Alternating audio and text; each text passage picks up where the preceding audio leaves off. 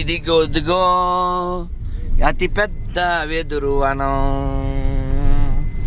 ఈ శ్రీశైల అడవుల్లో ఉన్నాము మనం. మల్లినాథుడే మన ధనం, అందుకే ఈ ప్రాణం ఈ గానం. పోవాలి ప్రయాణం నిదానం, అది మన విధానం. పైన పక్కన ఉన్నది వెదురు, పైనను పక్కన ఉన్నది వెదురు. మా శాస్త్రి గారే మా వాహనంలో అతిపెద్ద ముదురు. అంతే కదా ఇప్పుడు, అంతేనా ఇప్పుడు? అది అది అది అబ్బా ఏం వనం! ఎన్ని పాడి అవును. కానీ వెదురు నుంచి ఏం నేర్చుకోవాలో తెలుసా? అంటే పెద్ద ప్రభు చెప్పారు బాబు, పెద్ద ప్రభు చెప్పారు కదా లాంగ్ ఇగో, నేనే ట్రాన్స్లేట్ చేశాను.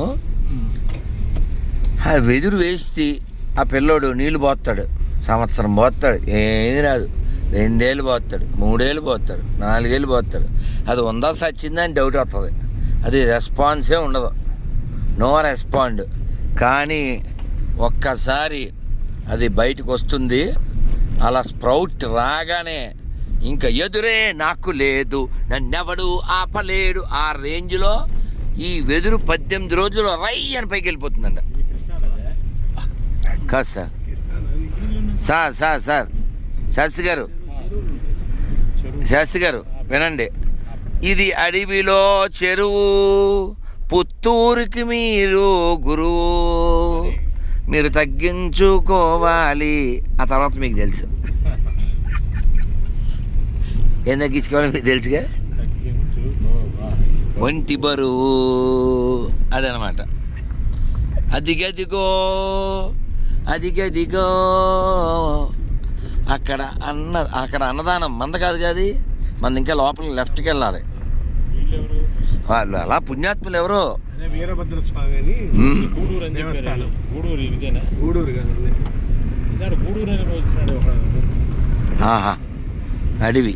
అడవి ఇప్పటికీ అడవిలో ఒక ఊరు లాంటి ప్రదేశం వచ్చింది. అది వేర్లండి, అది ఇది ఎందుకు కలుపుతారు మీరు? అది నెల్లూరు జిల్లా, ఇదేంది కర్నూలు జిల్లా.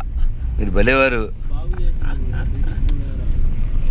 అప్పటి బ్రిటిషు వారి భవనాలు పడిపోయి ఏవో అక్కడ ఊరికి అట్లా వాడుతున్నారు. ఇదండి వెళ్ళే దారి.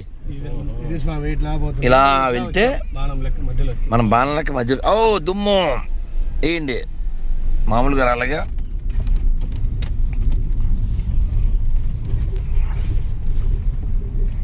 దుమ్ము దులిపిన వాటర్ ట్యాంకు.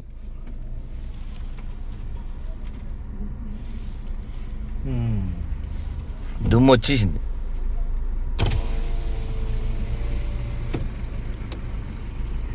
ఎంత దుమ్ము వచ్చిందో. ఓం నమ శివాయ. చూసా చిన్న పిల్లలు పెద్దోళ్ళు. ఓం నమ శివాయ, ఓం నమ శివాయ, ఓం నమ శివాయ.